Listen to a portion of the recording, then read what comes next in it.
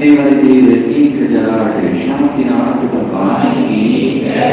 देवादिदेव 1008 पार्श्वनाथ भगवान की जय। परम पूज्य आचार्य भगवान कुंद देव की जय। परम पूज्य आचार्य भगवान उमा स्वामी महाराज की जय। परम पूज्य आचार्य भगवान पूज्यपाद स्वामी महाराज की जय। परम पूज्य आचार्य भगवान अध्यात्म योगी चर्या स्वामी विशुद्ध स्वामी महाराज की जय। बाबा श्याम जी महाराज की जय। महाराज की जय। पुनः एक बार इस संपूर्ण विश्व के रहस्यों को समझते हुए हम इस तत्वार सूत्र नामक महान ग्रंथ में उन आश्रव तत्व को समझ रहे हैं जो आश्रव जीव को शुभ का कारण हुआ करते हैं और उनमें भूत बन करते हैं। बहुत सारे जीव शुभ और अशुभ में भेद नहीं कर पाते और शुभ और अशुभ में भेद ना करने से अपने पाप रूप संसार में ही परिवर्तन करते हैं। कुछ जीव ना जानते हुए शुभ में प्रवृत्ति करते हैं, ना जानते हुए शुभ में प्रवृत्ति करते हैं, इसलिए पुण्य के फल को तो भोगते हैं किंतु वह पुण्य तत्जन्य सुख देकर पुनः पाप रूप में परिणत हो जाता है। पुण्य के उदय में ही जीव पाप अधिक किया करता है।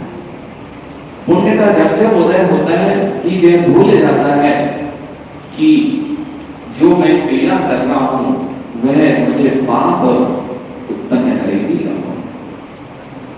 जितने लोग पुण्यशाली दिख रहे हैं वे पुण्यशाली जीव अपने किए कार्यों के द्वारा बहु पाप का अर्जन करके नरक आदि गतियों को जाया करते हैं।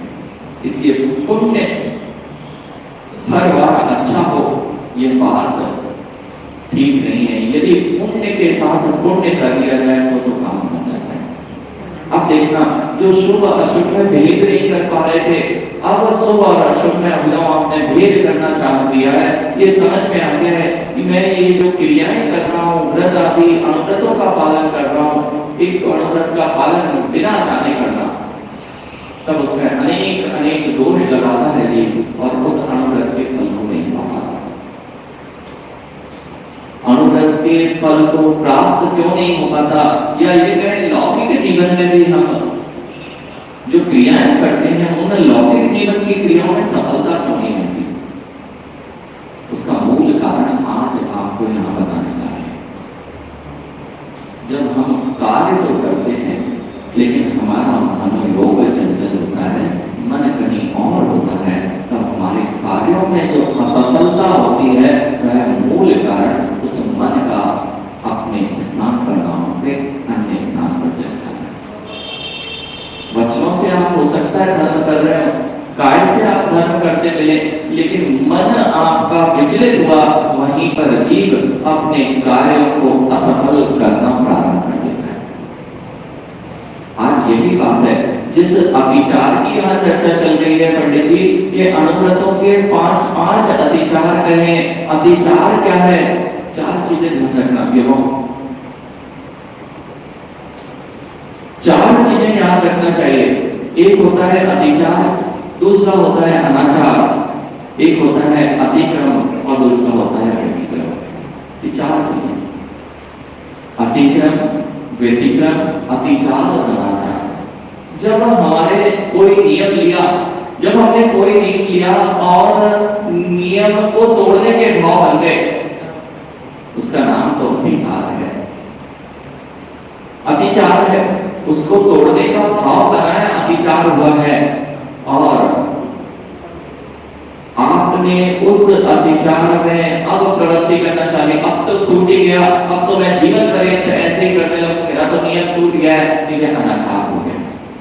मन का विकृत होना मात्र अतिचार है। आज जिन अतिचारों की व्याख्या चल रही है ये अतिचार यही बताएंगे कि आप जब अनुव्रतों को पालन करते हो, नियम लेते हैं, लेकिन नियम के फल जो मिलना चाहिए वे क्यों नहीं मिल पाते, या हमारा नियम किस तरह से अच्छे से नहीं बन पाता। क्या क्या चीजों का हमें ध्यान रखना चाहिए जिससे कि हमारे अणुव्रत और शील व्रत अच्छे से बन पाए। ये अणुव्रत भले ही अणुव्रत है, छोटे व्रत, अणु का अर्थ क्या है? अणुव्रत। देखो, अणु परमाणु की व्याख्या मात्र तो विज्ञान में मत समझना।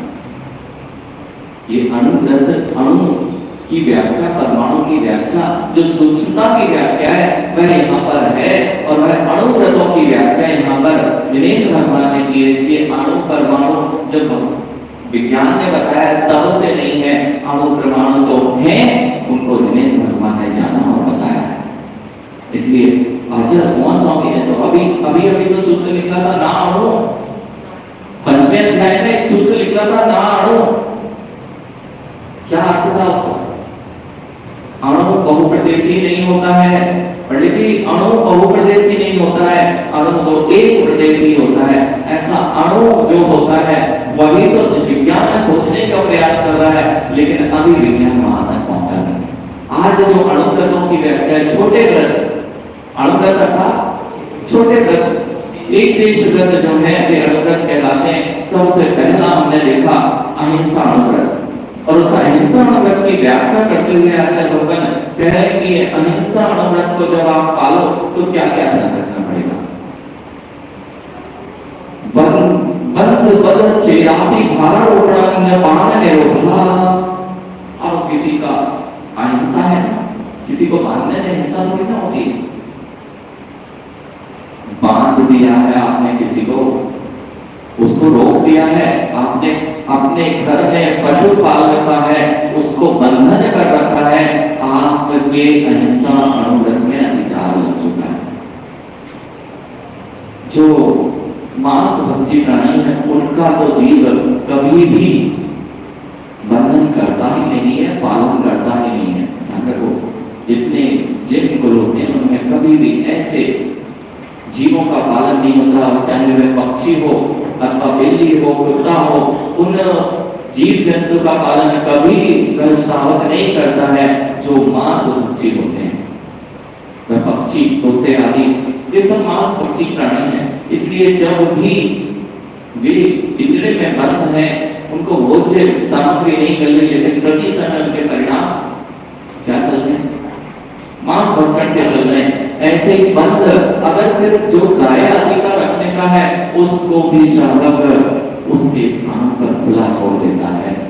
अणुव्रती श्रावक रखेगा कि नहीं रखेगा? राजी भैया, अणुव्रती श्रावक को अभी घर नहीं छोड़ा है उसने, लेकिन यदि उसके घर में पशु आदि हैं तो उनको भी बंधन नहीं करता। गाय इतनी समझदार होती है, वह अपने आप सार में चल जाती है शाम को। आपने देखा होगा, जो लोग पुराने उनसे मिलना, पशुओं का समय होगा गोधूलि बेला, क्या बोली जाती है? गोधूलि बेला। जब गाय अपने आप अपने स्थान पर पहुंच जाती है, वहां इस प्रकार का बंधन बांध के नहीं रखता है, वहां पर वह यथा योग्य स्थान पे यदि वहां कोई अग्नि आदि लग जाए तो वह जीव वहां से निकल पाए, इस तरह से बंधन किया जाता है। वहां बिल्कुल सार है, उसको स्वतंत्र, वह बंधा हुआ है और कोई अग्नि लग गई तो वह जीव का घात हो जाएगा। इसलिए यहाँ बंद करना आपको क्या है? अहिंसा अणुव्रत में अतिचार है। बंद करना तो है ही, किसी जीव का बंद कर दे। और आप लोग अभी सुबह पुरुषार्थ सिद्धि उपाय में यही तो पढ़ रहे हैं, बंद हो या ना हो, लेकिन तुम्हारे वध के परिणाम प्रति समय हो रहे हैं, हिंसा हो गई। एक का भी वध नहीं किया। अंकित, आपने मोबाइल खेलते खेलते कितने लोगों को मारा? किसी का वध हुआ क्या? लेकिन परिणाम हुए ही नहीं वध के, और वह परिणाम वध के हुए तो हिंसा रूपी पाप का आश्रम हुआ भी नहीं हुआ। आप लोग तो खेलते नहीं ना गेम, आप गेम नहीं खेलते, लेकिन अपने घरों में ऐसे द्रव्यों का प्रयोग कर लेते हैं जिस पर लिखा है कि इसे प्रयोग करने से वह जीव मर जाएगा। मच्छर मारने के लिए कितने सारे द्रव्य होते हैं, तुम भले ही वहां पर कोई भाग रहे हो, लेकिन मरा एक भी ना हो, लेकिन उसमें लिखा है कि मच्छर मारने की दवाई है और तुम लगा के सो गए हो, पूरी रात्रि भर तुम सोते सोते भी बड़े मजे से हिंसा रूपी पाप का आश्रय कर रहे हो। उसमें लिखा है आपने वो लगा दी, क्या लगा दी? चौक लगा दी, लक्ष्मण रेखा। उसमें लिखा है कि सूक्ष्म जीवों को ये सब मर जाएंगे, आप जानते हुए भी उसका प्रयोग कर रहे हो, बंद कर रहे हो। यह जीव त्रस प्राणियों का संकल्पी हिंसा का त्यागी है। किसी का वध नहीं करेगा, जो व्रती होगा कभी ये किसी भी प्रकार की गेम जो फाइटिंग होती है उसकी हिंसा वहां भी बचेगा। बचेगा क्या? उसके उस और परिणाम ही नहीं जाएंगे। छेद करवा देना, पशुओं को बहुत तरह से छेदन भेदन किया जाता है। ये छेदन आपके अहिंसा मदद में अतिचार है। नहीं तो पहले एक काम कर लो, देखो अति भारारोपण क्यों अब 2 बार जाना पड़ेगा, तो एक बार नहीं लाद दो उस पर, 2 बार पैसा कैसे लगेगा? ऐसा वह जीव जो अहिंसा अनुव्रत का पालन है वह अति भारारोपण। मात्र पशु पे नहीं मां, हाँ नहीं तो सोचो कि पशु पे, अब तो पशु चलते नहीं तो हम बड़े अच्छे से अहिंसा अनुव्रत। अगर आपने अपने बच्चे पर पढ़ाई का भी भारारोपण किया है तो आपके अहिंसा अनुव्रत में दोष लग गया है। अति भार, उसको जितना उसका वजन नहीं उससे ज्यादा बैग लगा के भेज रहे हो, उसकी मस्तिष्क की क्षमताएं नहीं है। अहिंसा अनुव्रत क्या कह रहा है? उसको कितनी संक्लिष्टता होती है जब आप उस पर जितना उसकी बुद्धि नहीं, उस बौद्धिकता से ज्यादा प्रथम अध्ययन से आईएएस बनाना चाहते हैं। तो जन्मा नहीं है उस दिन से कहते हैं आईएएस बनेगा, बेचारा भार के नीचे दबा जा रहा है, तुम्हारे अहिंसा अनुव्रत में दोष लग रहा है। नहीं तो इतनी इच्छाएं रखती मां, इतनी इच्छाएं रखती अपने सासू के बेटे के पास में कि बेचारा दिन रात लगे हुए काम करते करते अति भार को वहन कर रहा है। यह भी आपके अहिंसा अनुव्रत में दोष है। अति भारारोपण, किसी भी मानसिक रूप से आपने अति भारारोपण किया ना, एक तो जो शारीरिक रूप से आप गाय आदि पर भार को लगाते हैं वह है, और दूसरा है आपने बच्चे को इतना अधिक भार दिया कि बच्चे आत्महत्या करने तैयार है। अब बताइए पंचेंद्रिय जीव की हिंसा कैसे होती है? घरों में घर क्यों टूटते हैं?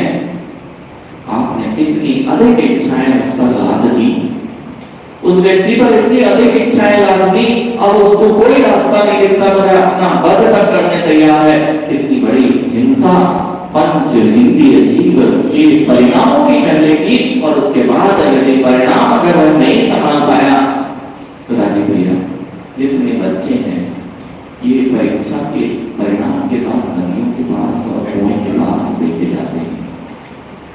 इसलिए मां इन चीजों को ध्यान रखना कि बच्चों पर भी इतना बोझ नहीं लादना, जिसका जितना क्षमता होगा उतना ही जान पाएगा, उससे अधिक नहीं जान पाएगा। और जन्माने का कोशिश करोगे तो स्वयं अपने अड़गतों में दोष लगाएंगे और उस जीव की हिंसा कर रहे हैं। अन्नपान निरोध, 5वां अतिचार है अन्नपान निरोध। कोई कार्य कर रहा है, अरे भात में भोजन कर लेना, पहले यहाँ चला जाओ, तुम्हारा अहिंसा अनुव्रत में अतिचार लग गया। पंडित जी आप जा रहे थे कोई कार्य करने या भोजन करने के लिए बैठने वाले थे, पहले कह दिया नहीं नहीं पहले बाद में भोजन कर लेना, पहले यहाँ चले जाओ। मैंने क्या कहा था? आप अतिचार किस प्रकार लगाते हैं? अहिंसा अनुव्रत का फल क्यों नहीं रोक पाते? क्योंकि इन भावों पर आपका विचार नहीं जाता कि हम कैसे हिंसा कर बैठे। इस तरह से 5 अतिचार अहिंसा अनुव्रत के हैं। अब कहते हैं सत्य, सत्यानुव्रत में अतिचार कैसे लगेगा? मिथ्योपदेश सर्वो व्याख्यान कूटलेख क्रिया न्यासापहार साकार मंत्र भेदा, ये जीवन में प्रत्येक जीव कर रहा है। मिथ्या उपदेश, उसका भला ना हो जाए। झूठा बोल देना, जैसा जो नहीं है उसको वैसा कथन कर देना। क्या है? मिथ्या उपदेश, जैसा जिसका स्वरूप नहीं है उसकी विपरीत कथन कर देना। और संसार में यही चल रहा है, अपनी जेब भरना हो, किसी से लाभ हो, किसी से कुछ अभिलाषाएं हो, तो आप उसको भ्रमित करने में नहीं चूकते। आपने अपना सत्य महाव्रत में विचार लगा चुके हैं। आप प्रभु व्याख्यान बहुत बढ़िया, ये जीवों की आजकल तो ये बचे नहीं। सत्यानंद का तो बिल्कुल ही पता ही नहीं है कहाँ है कि मोबाइल की विद्या ने पाप की दिया है, और उस मोबाइल ने सत्य को तो कहाँ दूर छिपा के रख दिया है। यहाँ खड़े हैं हरीश भैया और कह रहे हैं हाँ अभी दिल्ली से निकला हूँ। कहाँ खड़े? सहारनपुर में खड़े, और कह रहे हाँ अभी मैं दिल्ली गया हूँ। हमारा सत्य अनुग्रह कहाँ गया? विलीन हो चुका है। आप कह रहे हैं लोगों के व्याख्यान बड़ी अच्छा है, आप महाराज हम ऐसा नहीं करते, लेकिन तुम मोबाइल में जो मैसेज करते हो तुमने देखा ही नहीं, किसी स्त्री पुरुष की एकांत में की गई क्रियाओं को प्रकट कर देना, उसका नाम प्रभु व्याख्यान है। तुमने देखी किसी स्त्री पुरुष की कोई क्रियाएं जो लोग में असंयमता फैलाने वाली थी, और आपने फैला दी उस बात को। आपका सत्य अनुबंध में अधिकार आ चुका है। नहीं तो कूटलेख क्रिया करने में तो प्रत्येक जीव प्रवीणता को प्राप्त है। कूटलेख क्रिया क्या कह रहे हैं? दूसरों को फंसाने के लिए झूठे दस्तावेज आदि लिखना, झूठे कागज बनवाना और बनाना, उसका नाम है कूटलेख क्रिया। जब सैलरी आती है उसमें टैक्स लगता है, टैक्स लगता है, और टैक्स में मेडिकल भी लगाना पड़ता है। तो मेडिकल के झूठे बिल बनवाए, और उस कितने रुपए बचाना है? ये जितने लोग उधर जितने लोग मेडिकल के झूठे बिल बनवा रहे हैं और अपना टैक्स बचाने के लिए झूठे बिल लगा रहे हैं, क्योंकि आपने वह झूठे बिल जिन जिन बीमारियों के बनवाए हैं वे बीमारियों का पैसा आपने चुका दिया है, और बीमार आप हुए नहीं हो, तो धर्म कहता है अभी आप बीमार नहीं हुए, पैसा आपने दे दिया है, तो भविष्य में आपको बीमारी भी तो मिलना चाहिए। ये कर्म की व्यवस्था है ना। आपने पैसा दे दिया है, बीमार आप हुए नहीं हो, पैसा तो ले चुके हैं, अब बीमारी आएगी तो पैसा नहीं होगा। क्यों? हमने पहले ही निकाल चुके हैं वो पैसा। और कितना सा बचाने के लिए झूठे लेख तैयार करवाते हैं राजीव भैया, कितना सा बचाने के लिए? अगर पूरे 1 लाख 1.5 लाख रुपए का जो पूरा का पूरा, उसमें भी 15,000 रुपए के होते। अगर साल भर में बिल लगाना है 15,000 का, अगर 10% निकाला जाए तो कितना? 10% ही तो बचता, 15,000 थोड़ी ना बचता। 15,000 तो अभी आपको मिल रही था। 15,000 रुपए आपके ही थे जो आपको मेडिकल क्लेम के नाम से अंकित दिए जाते हैं, वे 15,000 आपको मिले थे, लेकिन 15,000 पे 10% टैक्स लगना था, तो उतने इकट्ठे मिलने थे। और यदि आपने बिल लगा दिए सही तो 1,500 रुपए बच जाएंगे, सत्य ना? तो 1,500 रुपए बचाने के लिए आपने 500 रुपए किसको दिए? मेडिकल वाले को। उसने झूठा बिल बनाया, कितने रुपए बचे आपके? 1,000 रुपए। 1,000 रुपए में साल भर की आपने अपने लोगों को खरीद लिया। ऐसा नहीं करते ना? कितना रुपए बचा है? 1,000 रुपए मेरे लिए मायने रखते हैं क्या? लेकिन 1,000 रुपए वह सोचता ही नहीं है, बस भेड़ चाल चली जा रही है कि मैं अपने जीवन में ऐसा करना पड़ता है। आपने सीखा ही नहीं, आपने तो देखा बिल लगाने पड़ते हैं, सब लोग जाते हैं उधर ऐसे ही कार्य करते हैं। गए और उन्होंने कहा भैया कितने का बिल बना देना, उसने बनाया और लगा के आ गए। कितना रुपए बचा? 1,000 रुपए बचा, लेकिन तुम्हारे महा दोष तुमने अपने जीवन में ले लिया। वह सत्यानुव्रत गायब हो चुका है, और सत्य असत्य जो है, हिंसा झूठ चोरी कुशील परिग्रह, हिंसा हिंसा, झूठ, चोरी, कुशील, परिग्रह, ये सब पुण्य क्रियाएं हैं ना। तो पुण्य का फल तुम्हें अच्छा अच्छा मिलता है कि पाप का फल अच्छा अच्छा मिलता है? करना चाहते हैं, पाना चाहते हैं पुण्य का फल और करते रहते हैं पाप। अब बताओ, जो लोग आते हैं वो पुण्य का फल है कि क्यों आ रहे हैं? पहले तो लेकिन पता ही नहीं चल रही कौन कौन सी बीमारियां आ गई हैं। तुम औषधि लेने जाते तो औषधि काम नहीं कर रही, ताकि बिना ऐसा नहीं हो रहा है कि सब जीव इसी तरह से कैसे पाप का अर्जन करेगा, सब पता ही नहीं चलता। और नहीं तो महाराज जी, राजीव भैया तो सोच रहे हैं कि बड़ा अच्छा है, ये लोग तो उदित लोग जॉब करते हैं, हम तो जॉब ही नहीं करते, हम तो बड़े अच्छे से व्यापार करते हैं। तो व्यापार में कौन सी चोरी नहीं कर रहे आप? असत्य, पहले असत्य चोरी तो वहां हो ही रही है। शासन के जो आपने चोरी की है वही आएंगी अभी तो आपने असत्य अपने सत्य अणुव्रत में दोष लगाया, जब आपने झूठे दस्तावेज बनाकर वहां प्रस्तुत कर दिए। करते कि आपने जितने का बिल था उतना बिल नहीं कर पाया, उतनी बिल्टी नहीं कर पाई, क्यों?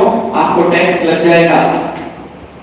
ऐसा करने से जीव अपना बड़ा बहुत अच्छा समझता है, अपने आप को बहुत, और लोगों तक वो प्रचार करता है, यानी लोगों तक प्रचार करते हैं। ये लोग बैठते हैं ना तो बताते हैं, देखो ऐसा टैक्स लग रहा है, इधर ये बचा लेना।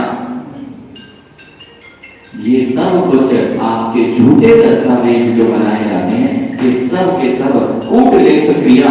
फिर है न्यासापहार, किसी की धरोहर को अपहरण कर लेना। अब लिया था भैया, उसने कुछ दिन के लिए कोई आपको पैसे देके चला गया, उसने 1000 रुपए दिए थे और वह भूल गया। तब में किसी ने पैसे दिए, दोस्त ने पैसे दिए और वह याद विस्मृत हो गया, उसने मांगे नहीं, अपन रख के बैठ गए। ऐसा होता है। और नहीं तो ऐसा नहीं तो अंकित उसने दिए थे 25,000 रुपए, 25 लाख रुपए, और उसको अपनी लेखनी याद नहीं रही और उसने अपने पे 20 लाख चढ़ा दी और आपके पास आया, तुमसे मांगा, भैया 20 लाख हमारे वापस दो। अंकित ने कहा, तुरंत 20 लाख, कितना ज्ञानी सत्यवादी है ना, तुमने 20 लाख मांगे ना, मैंने 20 लाख तो दिए तुम्हें। ये धर्म नहीं कहेगा कि तुम जैसा कर रहे हो, तुम असत्य का सहारा ले रहे हो, न्यासापहार 5 लाख तो उड़ा चुके हो, ये अतिचार लग चुका है सत्य अनुगत में। फिर कह रहे हैं साकार मंत्र वेदना। अब देखो, 2 जन आंखों में बात कर रहे थे, देखो कितना सूक्ष्म धर्म है, कितना सूक्ष्म धर्म है। 2 जनों ने आंखों में बात की और अंकित ने देख ली, उसके मन को भेद डाला कि देखो आपस में बात कर रहे थे, तुम ऐसा कर लो, तुम्हारे सत्य अनुगत का वहां पर अतिचार आ चुका है। कितनी सूक्ष्मता जिन दर्शन की है। ये अनुव्रत जब जीवन में आते हैं तो जीव के परिणति कितनी सुंदर होती है, ये देखना चाहिए। उसने कहा ना, मैं अपने सत्य में करते रहे, जीवन में ऐसा चल ही रहा है, मैं किस किस को देखूंगा, लेकिन मेरा अशुभ ना हो जाए, मेरा पाप कर्म ना बन जाए, इस बात के लिए सचेत नहीं है। अब देखिए अचौर अनुव्रत के अतिचार कैसे लगते हैं। तो आचार्य भगवत कह रहे हैं, स्तेन प्रयोग तथा हृता दान विरुद्ध राजा तिक्रमण हीना देख मानवान प्रतिरूपक व्यवहार। स्तेन प्रयोग, चोरी नहीं कर रहे आप, बिल्कुल नहीं कर रहे, लेकिन ये मोबाइल लाएगा तन में, मोबाइल लाए तो उस जगह से देखें जहां कम पैसे में मिल जाए। क्यों? कपड़े उस जगह से खरीदेंगे जहां कम पैसे में मिल जाए। क्यों? स्तेन प्रयोग, जो चोरी का माल है उसका प्रयोग किया है तुमने चोरी नहीं की, ध्यान रखो, तुमने चोरी नहीं की। अब ये मोबाइल जहां टैक्स बचा के कोई सीमा से पार ले आया है, चोरी करके लाया ना, उसने टैक्स बचाया, आपको कम न देगा और बिल नहीं बनवाया तो और बच गए। क्यों? वो क्या लगता है? जीएसटी। अब बिल बनवाएंगे तो जीएसटी लगेगा, तो बिल नहीं बनवाया, तो चोरी स्वयं भी करी, बिल नहीं दिया, और जो बिल बचा के लाया था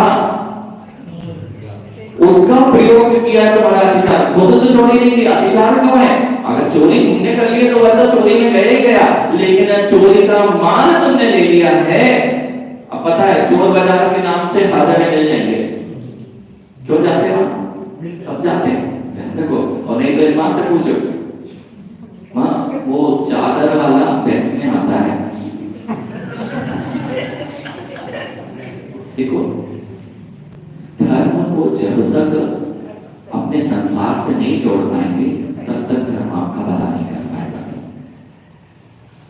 वो बहुत सारे लोग फेरी वाले आते हैं, फेरी वाले आते हैं ना, जो दुकान पे माल है वही माल बहुत सस्ते में दिखाते हैं। कैसे देते हैं पता है ना? पता है ना आपको सबको? हम अरे ये माल ले लो, अभी वहां पे अपन को पूरा, तो जितने वो आते हैं वे सब ट्रक वाले होते हैं, और ट्रक में से उस एक को गायब किया और उसको वहां आपके यहाँ बेच के, नहीं तो हम लोग सुनेंगे इतना तक होता है कि कोयला तक ऐसी चीज लोग ऐसे ही लेते हैं।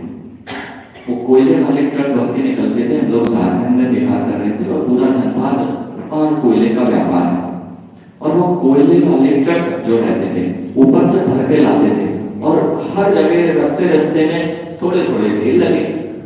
तो हम लोग को समझ नहीं आया कि इतना कोयला, कहते महाराज ये जो ट्रक वाले होते हैं ना, ये थोड़ा थोड़ा कोयला उसमें से बेच देते हैं, पानी डाल के वो बाहर जैसा भी करते हैं, बाकी तो आप उसमें प्राचार नहीं कि कैसे किया जाता है। देखो मैं नहीं कह रहा हूं, मैं तो इस बात को आचार्य भगवतों के बारे में बोल रहा हूं, एक बातों के प्राचार्यों।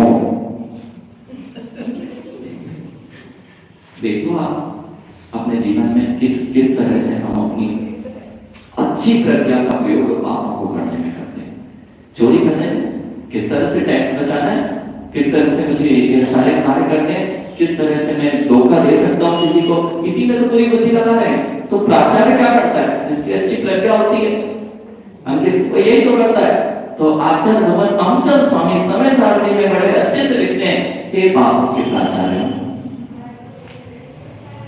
पापों के प्राचार्य नहीं बनना है, अनुव्रतों पर ध्यान देना है।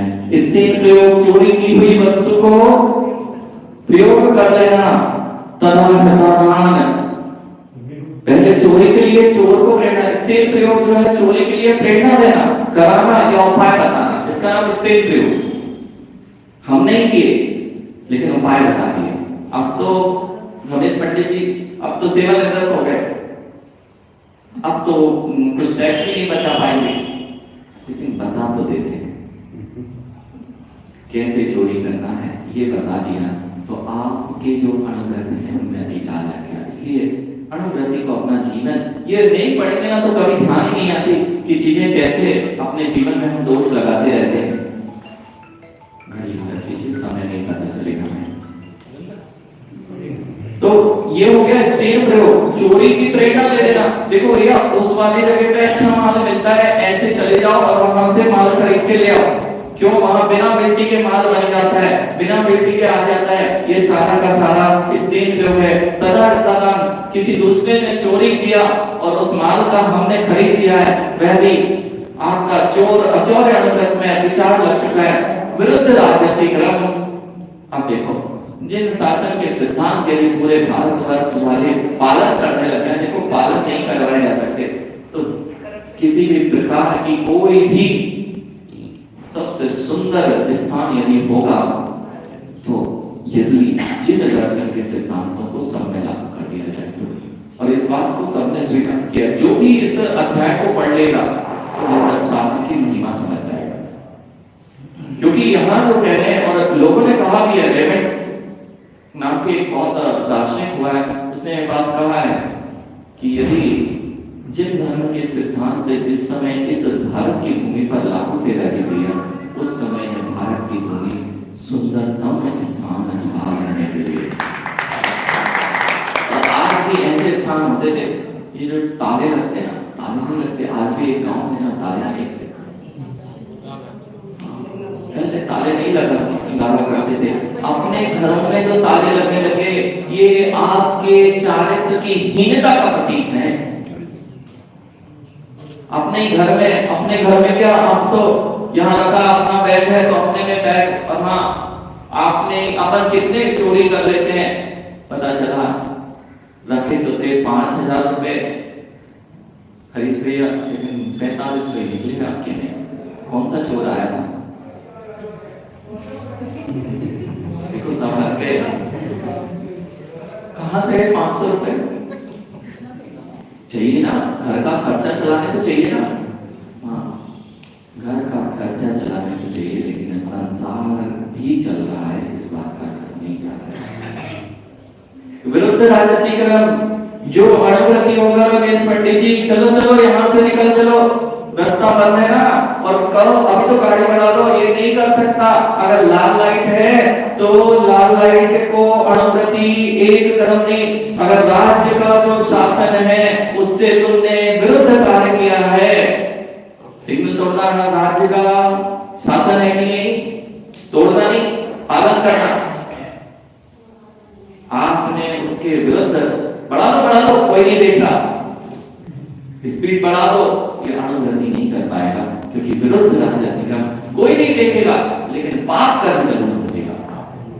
क्यों? अहिंसा अणुव्रत का विचार लग चुका है। जिस अणुव्रत से आपको फल बहुत उत्कृष्ट मिलने वाला था, उसमें आपने जो अतिचार लगाया है, वह फल आपको न्यूनता का कारण बन गया है। इसलिए अपनी प्रत्येक क्रिया, चेष्टा अथवा अपना जो भी कार्य हम कर रहे हैं, उसमें सजगता का नाम अणुव्रतों में अतिचार ना लगाना है। सजगता कितनी है जीवन में, किसके प्रति है, ये ध्यान रखना। अभी देखा हमने कि हमारी सजगता है पाप को करने के प्रति, हमारी सजगता है हम किस तरह से पाप कर सकते हैं। इसमें कभी कोई नहीं विचार करता कि हम इन चीजों से बच कैसे सकते हैं। इतने लोग दिखाई दे रहे हैं, देखो आप इस प्रांगण में जो बैठे हुए हैं, इतने लोग थोड़ा सजग हुए हैं, अभी मात्र सुनने के लिए सजग हुए, करने के लिए वो भी नहीं है, जाएंगे वही करेंगे। लेकिन जितने लोग यहाँ के बाहर हैं, ये तो ये सुन ही नहीं रहे, तो उनको ये कभी ध्यान नहीं आएगा कि ऐसी कोई सजगता होगी। ये तो पाप में अभी भी लगे हुए, तल्लीन है। हीनाधिक मानोन्मान, आपने हीनाधिक मानोन्मान कर दिया है, अर्थात जितना देना था उससे कम ज्यादा तौल के दे देना, उसका नाम हीनाधिक। अपन लाए माँ आटा लेके आए किसी के यहाँ से, आटा तो लाए तब ठूस ठूस के लाए, और जब देने गए तो ये कौन नहीं करेगा? अणुव्रती नहीं करेगा। हीनाधिक मानोन्मान हर जगह, क्योंकि एक दृष्टांत पे मत लग के जाना कि हमने जो दृष्टांत दिए उतने ही होते। हर जगह आपको दोहराना है कि मैंने कहीं ऐसा तो नहीं कर लिया है कि हीनाधिक मानोन्मान करके अपनी जो वस्तु थी, जो अच्छी वस्तु थी, उसमें अच्छे जो सामग्री थी, उसमें क्या कर दी, उसमें अब देखो आगे का प्रतिरूपक व्यवहार, कीमती वस्तु में खोटी वस्तु मिलाकर बेच देना, है ना, खोटी वस्तु। अब आप लोग तो आजकल बहुत कम लोग हैं जो किराने का व्यापार कर रहे हैं, अब तो बड़े बड़े हैं ना। तो रमेश पंडित जी, किराने वाले तो बहुत सारी चीजों में मिक्स करके बेचते हैं, कोई हो तो वो जानता होगा। इतने नहीं, अब हम तो सोने चांदी वाले हैं ना, तो हम छोटी मोटी चोरी थोड़ी ना करते हैं।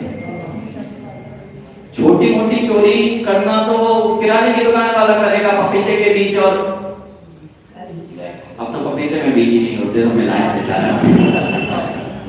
तो उधर चोरी कैसे हीनाधिक मान, और नहीं तो तुम तो करते नहीं है, तुम लोग तो सॉफ्टवेयर इंजीनियर हो, तो कैसे जो कोड लिखना था उसमें गड़बड़ कर दी है, ये सब अणुव्रती नहीं कर पाएगा। देखो सब पक्षों से समझो, कि जो हम तो ये लोग बड़े अच्छे से समझते हैं, हम तो महाराज पढ़े लिखे हैं, अब हम कोई गड़बड़ नहीं करते। तुम भी कितनी गड़बड़ करते हो। अभी देखा अपन ने गड़बड़ का काम कि झूठे बिल बनवाना मेडिकल के। अरे तुम्हारे लिए 1500 रुपए क्या थे, हजारों का पैकेज है, मात्र 1000 रुपए के लिए हम अपने लिए रोग क्यों खरीदें। सही है, रोग खरीदना है। 1000 रुपए के लिए हम कितने कैसे कैसे रोग अपने साथ में जीवन में जोड़ लेंगे। उन पाप कर्म को बांधकर आपको जब पाप का उदय आएगा तब ये नहीं दिखता, क्योंकि देखो जब बीज बोया जाता है यदि भैया तब किसी को नहीं दिखता और भूल जाता है बीज डला हुआ है। अभी बारिश होने दो, जितने बीज हैं सब अंकुरित हो जाते हैं। ऐसे ही आप जो अभी बीज देख रहे हो वह तो गुम हो गया। आप लोग कहते हो ना महाराज पूर्व जन्म का क्यों मिलता है हमें। बड़ा तन में ये प्रश्न जरूर रहता है सबके मन में कि हमने अभी तो कुछ किया नहीं, हमें क्यों फल मिल रहा है, हमें रोग क्यों आ रहे हैं। माँ ये सब घुटने हाथ पैर दर्द करना, आपने तो कुछ नहीं किया ना। बीज पटक दिए थे, भूल चुके थे। अब तुम भूलो या फिर याद रखो, तुम्हें फल तो लगेंगे ही लगेंगे। अब प्रांगण में तुमने बबूल के बीज पटक रखे हैं, अब कांटे तो निकल रही हैं। कुछ फल के बीज बोए होते तो फल के बीज मिल रहे होते। और अब सोचो कि मैं भक्ति करूं, कांटे के बीज में से अमरूद निकले। बीज जो बोया है उसका फल, इसलिए कहते हैं इस भाव में चाहे करो चाहे पूर्व भाव के पाओ, ये सब कुछ कर्मों की स्थिति है और भगवान कुछ नहीं करने वाले हैं। आपके परिणाम ही आपको संभालेंगे, आपके परिणाम ही आपके उज्जवल भविष्य का कारण बनेंगे। ये सारे के सारे अनुव्रत आपको लगता क्यों है कि ये दुख के कारण है ना। ऐसा पालन करेंगे तो कैसे जी पाएंगे अंकित, यही तो लगता है। अनुव्रत क्यों नहीं लेते आप लोग, ऐसा जीवन कैसे जी सकते हैं। ऐसा जीवन नहीं जी सकते, इसलिए तो जो दुख में जीवन है वही मिलता है। तो अनुव्रत अभी अभी हरिवंश पुराण चल रहा था, हरिवंश पुराण चल रहा था, उसमें जो कृष्ण की 3 जो पटरानी हैं उनका वर्णन चल रहा है। और उसमें नैमिनाथ भगवान के सम्मुखन में उन्हें प्रश्न किया कि कैसे कैसे जीव, उनके पूर्व भावों का प्रश्न हुआ। तब मात्र उन्होंने जो अनुव्रत आदि और जो व्रत उपवास आदि किए थे उनका फल है कि वह पटरानियां भी अगले भावों में मुक्ति के पात्र बनी है। अब देखिए यहाँ पर कि ये तो हो गया प्रतिरूपक व्यवहार नहीं करना, इसका नाम आचौर्यानुव्रत में अतिचार नहीं लगाना है। अब देखिए ब्रह्मचार्यानुव्रत में रमेश पंडित जी कैसे जीव अतिचार लगा लेता है। पर विवाह करने त्वरिता परिग्रहता भवनानंद क्रीड़ा काम तीव्राभिनिवेशा। देखो दूसरे के पुत्र पत्नियों का विवाह करा, दूसरी प्रतिमा है, क्योंकि ये दूसरी प्रतिमा है, सप्तम प्रतिमा नहीं है। अपने पुत्र पुत्रियों का तो विवाह कराएगा क्योंकि उसकी घर की जिम्मेदारियां भी, उसने घर छोड़ा नहीं है। लेकिन सप्तम प्रतिमाधारी वह भी नहीं करेगा किसी भी प्रकार से, वह जो अब्रह्म भाव है उसकी पुष्टि नहीं करेगा। जितनी आप शादी में जाते हो ना बड़े उत्साह से, ये सब तीव्र पाप बंध का कारण होता है। आपको पता ही नहीं चलता कि हम तो कुछ किए नहीं। जीवन में हमने ये बहुत अच्छे से देखा है राजीव भैया कि प्रत्येक जीव यही कहता है हमने तो कुछ किया नहीं। तो तुमने कौन सा पाप छोड़ा है, कौन सा पाप छोड़ा है और पुण्य का कौन सा कार्य किया है ये तो बता दो। जो कह रहे हो हमने कुछ नहीं किया, उन फलों को भोगते हुए जितनी बार शादी में जाएंगे, जितनी बार उसकी अनुमोदना करने खड़े होंगे। अभी देखो शादी का समय आएगा यदि भैया 10 दिन, अगर एक दिन में 4 जगह होगी ना, 4 जगह अनुमोदना करने जाना है तो जाना पड़ेगा, व्यवहारिकता है। और एक दिन में 2 बार प्रवचन होते हैं,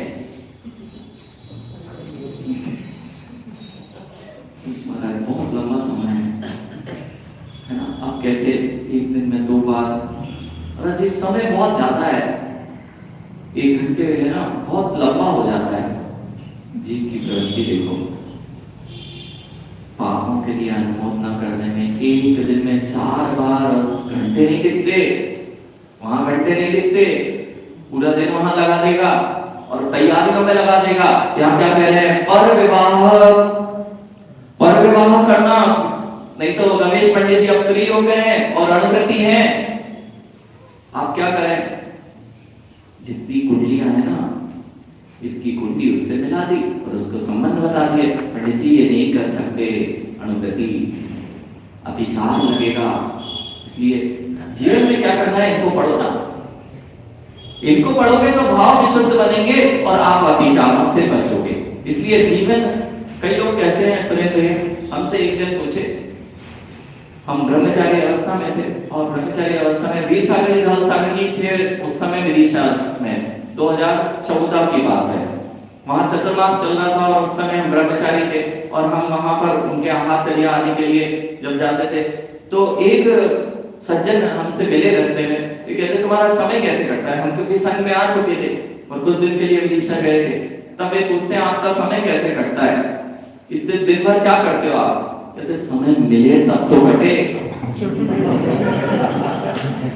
क्योंकि सुबह 4 बजे से आचार्य भगवान के जो दिनचर्या है, चाहे ब्रह्मचारी हो कोई बाहर खेलता, हम तो ये बोले उनसे, वे शायद व्रती थे, वे बोले कि आपका समय कैसे निकलता, मैंने कहा हमें सोचने का ही समय नहीं मिलता कि हमें समय कैसे निकालना है, क्योंकि इतना समय मिलता ही नहीं है। अगर जीवन में ये सारी चीजें आप करने लगो, सुबह से 4 बजे 3:30 बजे से ब्रह्मचारी अवस्था से उठते थे, जब आचार्य भगवान के संगस्थ सभी, उनको भी प्रतिक्रमण स्वाध्याय जो क्रिया चर्या मुनि अवस्था में पालन की जाती है, वैसे सारी की सारी क्रिया चर्या उनको पालन करनी है। और आचार्य भगवान के पास में 10-10 12 क्लास है और किसी को आप छूट नहीं कि आप कहीं अलग जा सके, रोज प्रवचन में बैठना है, प्रवचन में भी ऐसा नहीं कि बंक मार दिया, हाँ ऐसा बिल्कुल नहीं, कोई भी क्लास हो आपके नहीं है तो भी सुनना है।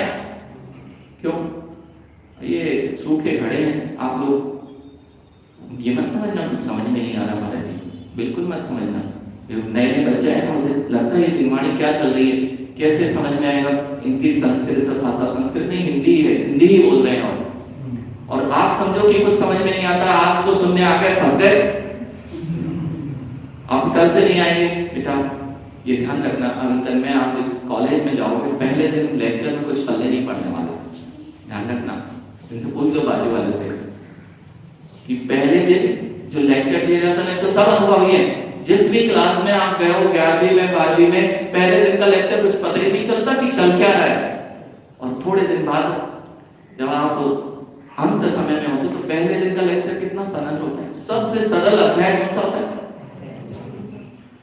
ऐसे ही आप ये मत समझना कि पहले दिन हम सुनने आए हैं, कितना कठिन कठिन सुन रहे हैं, वह कठिन कठिन ही सूखा सकोरा देखा, सकोरा किसने देखा, सकोरा, सकोरा जानते हो, आप तो सकोरा नहीं जानते, आपने सही बात है, आपने दिखाई नहीं सुरेंद्र भैया, तो जानेंगे कैसे, है ना।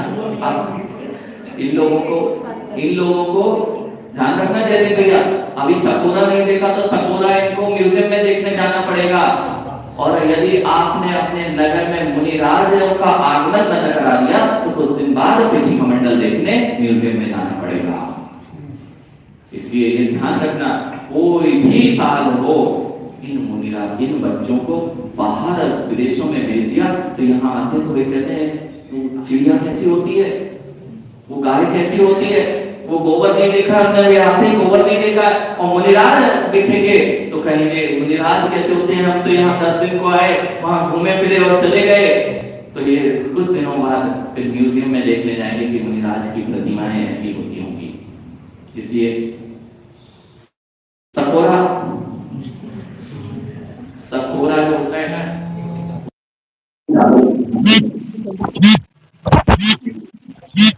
एक बूंद डालोगे, एक बूंद दिखेगी क्या,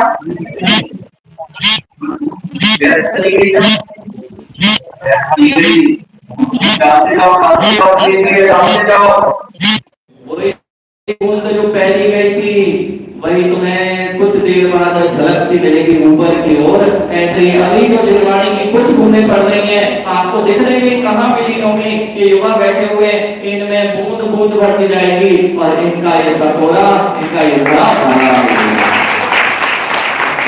बिल्कुल नहीं सोचना चाहिए कि ये हमें कुछ समझ में आया नहीं है। एक एक बूंद पड़ रही है ना, ये बूंद अवशोषित हो रही है, हम दिखाई भले ही नहीं दे रही, हम बोल नहीं पाए क्या क्या पढ़ा क्या नहीं समझा, लेकिन प्रत्येक बूंद जिनवाणी की आपके नए सकोरे में जा रही है। और यह एक एक बूंद पड़ती रही तो आपका सकोरा उस केवल ज्ञान रूपी शुद्ध से भर जाएगा, जो हमें शुद्ध पहले शुद्ध से भरेगा, और वही सकोरा जब पूर्ण रूप से भर जाएगा तो केवल ज्ञान का भी कारण बन जाएगा। पर व्यवहार करना ये नहीं करना है। देखिए कोई एक जन समय हो चुका है महाराज जी के लिए वहां पर निवेदन करने, पर विवाह करण परिग्रहता इत्वरिका करना। देखो जो पति सहित व्यभिचारी स्त्रियां हैं, ठीक है, उनके साथ आना जाना लेन देन का व्यवहार रखना, राग भाव पूर्वक बात रखना करना, ये व्यभिचार अतिचार है।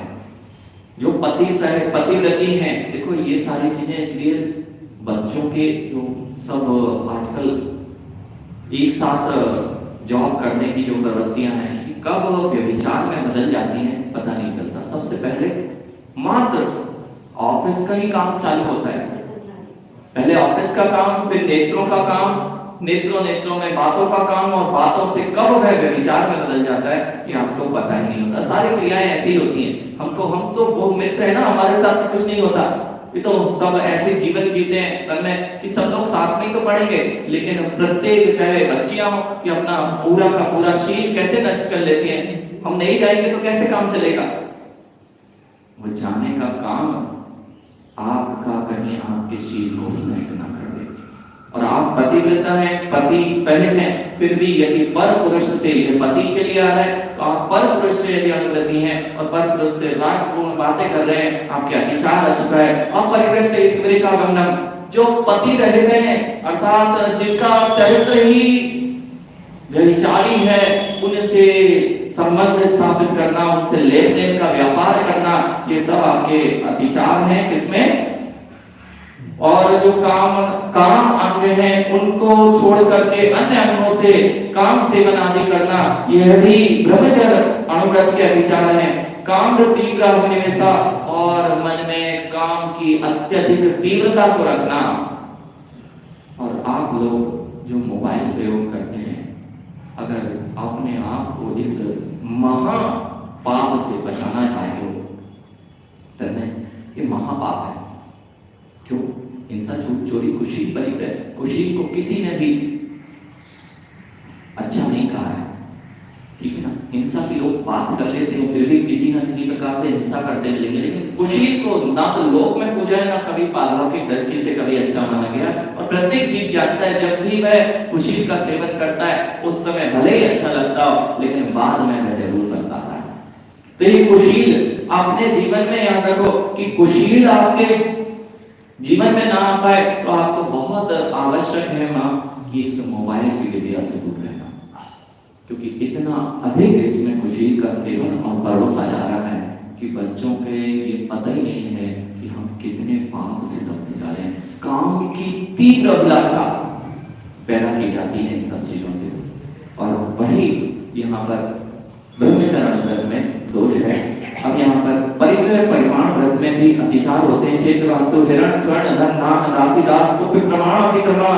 अब देखो आपने परिमाण किया था, पंडित जी 2 प्रतिमाएं ली तो परिमाण किया था, लेकिन अब क्षेत्र की वृद्धि कर रहा।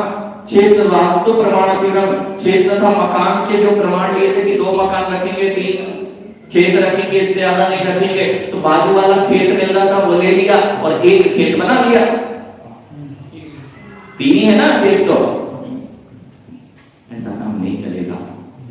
हिरण्य चांदी सोने का 2-4 अंगूठी थी, हमने नियम लिया 4 का, 5 भी बनवाना है, ऐसा करते 1 को बलवाते हैं। ये सब अतिचार है। धन दान में प्रमाणाधिकरण, पशु तथा अनाज का आपने नियम लिया कि 25 हरी लेंगे। आज दिन में 25 हरी से ज्यादा कोई नहीं ले पाता होगा, चलो 100 हरी से ज्यादा नहीं ले पाते ना दिन में, एक दिन में, तो कम से कम दिन में 100 हरी का नियम कर लो कि दिन में 100 हरी से ज्यादा। दिन में 100 कपड़े पहनोगे क्या होते थे एक दिन में? तो क्या हम अपने पाप को सीमित कर सकते हैं? तो परिमाण कर लिया कि दिन में शादी भी होगी तो कितनी बार बनोगे?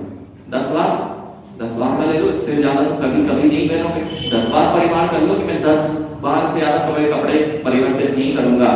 ये सब परिमाण है, और परिमाण में दोष उसको बढ़ाते जाना अपने मनमानी मानी स्थिति से। दासी दास नौकर नौकरानी कितने रखेंगे? हमारा ऑफिस होगा तो इतने, ये भी आपका कौन सा परिग्रह है? और परिग्रह पाप होता है। जितना वैभव बढ़ता जा रहा है, बड़ा आनंद दे रहा है, और यह जब वैभव फल रूप में आता है, आप तो कुछ नहीं कर रहे ना, आपने तो कुछ किया ही नहीं, कितने सीधे बनते हैं। परिग्रह को इकट्ठा करते करते 5 पाप हमने कर लिए हैं, और इसका फल परिग्रह नाम की लोभ कषा है जो बैठी हुई है, इसका फल जब जीव को मिलता है तो बहवारंभ परिग्रहस्य नारकस्य आयुषा।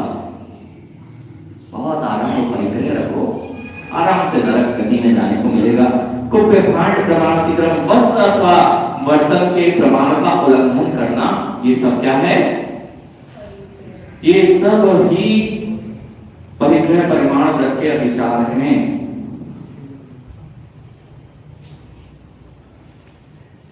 तो इस प्रकार से आपने देखा परिग्रह परिमाण व्रत क्या हुआ, इसमें कैसे अधिचार लगाया।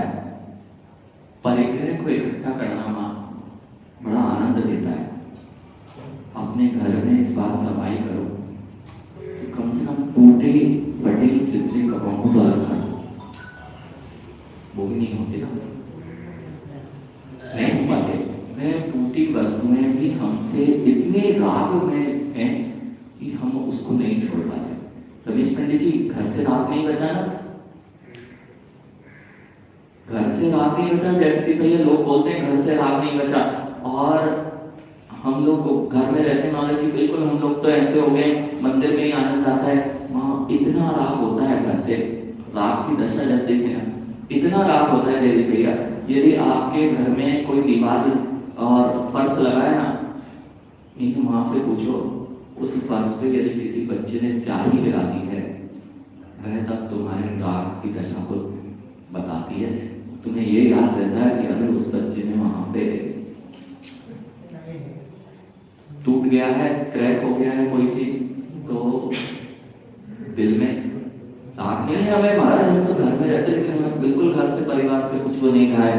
हमारे अगर एक छोटी सी चीज वहां पे गिर जाए जो सदियों से प्रयोग नहीं हो रही, जिस जगह जा नहीं रहे, और वहां किसी ने आके तुम्हारे कोई धमस लगा दी है, वो दीवार जरा टूट जाए, अरे भैया घर की जरा सी टूट जाए। इसलिए तो परिग्रह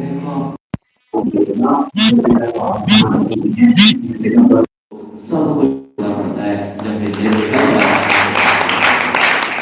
ये भी करने लगे। हमारा ये वाला पाटा कहाँ है? यदि भैया इसलिए पाटे लेके नहीं घूमते महाराज, नहीं तो पटाए जाते हैं नरकों में। पाटे लेके नहीं घूमते, नहीं तो ये वाला हमारा नहीं लगा, हमारा कहाँ गए रमेश पंडित जी? अरे महाराज ये तो विकल्प संकल्प वहां थे जो हम छोड़ दिए हैं कि सुरेंद्र भैया है महाराज, वो कहाँ पे व्यवस्था बनानी, ऊपर वाले रूम में रुकना है कि नीचे वाले रूम में रुकना है, मुझे वो सौर म्यान जाना है महाराज, बता दो कहाँ पे कैसी व्यवस्था। अरे बेटा व्यवस्था बनाना होती तो घर में बनना दे, अब तो जो व्यवस्थाएं हैं उसमें अपने आप जो मिल जाएगा उसमें सहज जीवन।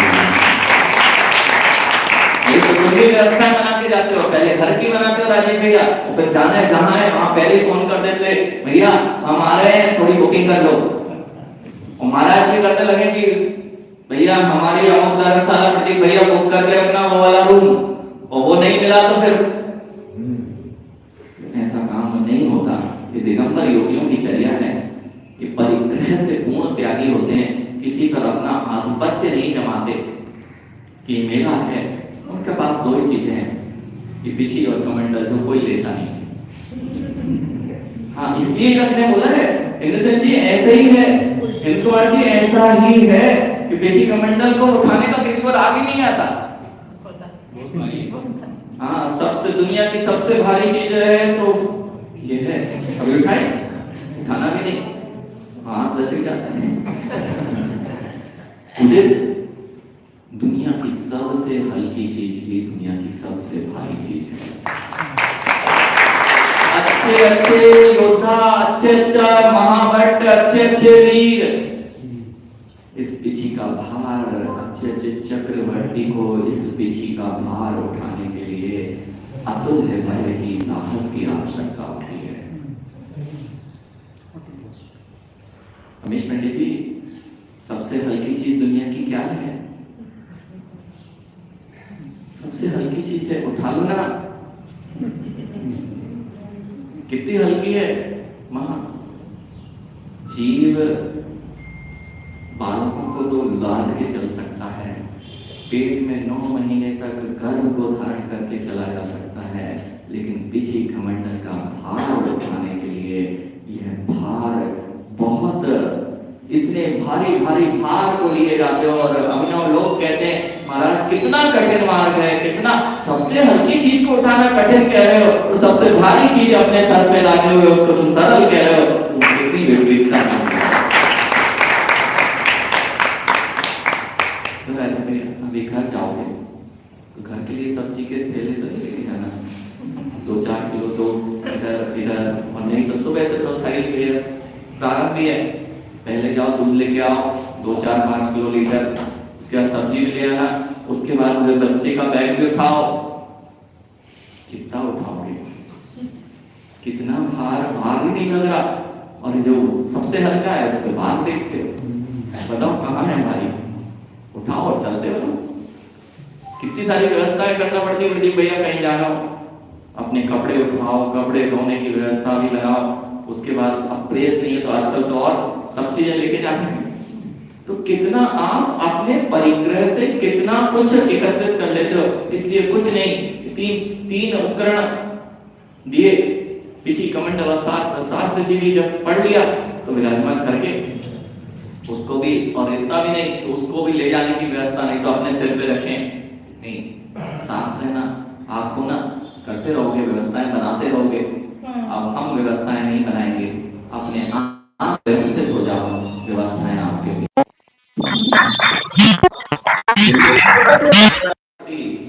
आचार्य भगवान हमेशा कहते हैं व्यवस्थित हो जाओ, व्यवस्थाएं नहीं बनाओ, और जो व्यवस्था बनाते हैं उनके पीछे व्यवस्थाएं नहीं आ पाती।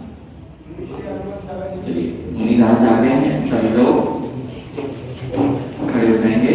बोलिए आचार्य विशुद्ध सागर जी महाराज की जय।